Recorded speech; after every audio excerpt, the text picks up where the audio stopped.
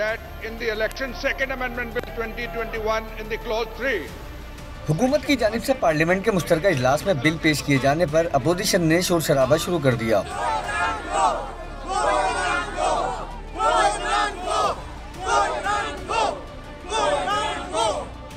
हंगामा आराई करते हुए स्पीकर डाइस का घेराव कर लिया और बिलों की कॉपियां फाड़कर उछाल दी। स्पीकर कौमी असेंबली के ऊपर भी कागज जाकर लगे। अपोजिशन अरकान हुकूमत के खिलाफ नारेबाजी करते रहे।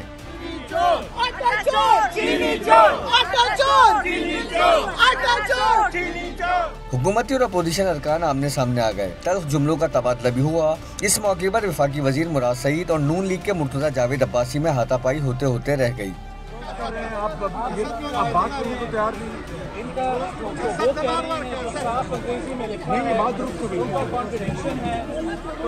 इससे पहले मुश्तरका इजलास में स्पीकर असद कैसर और पीपी के रुकन अब्दुल कादिर मंदुखेल में गर्मा गर्मी हो गई। अब्दुल कादिर ने स्पीकर डाइस पर नामुनासिब गुफ्तगू की, जिस पर असद कैसर ने शदीद बरहमी का इजहार किया। हाथ में रहे, मैं आपको सस्पेंड कर दूं, वार्निंग कर देता हूं आपको। आप हाथ में रहे, आपने हाथ में रहे, आप उसको बाहर करो।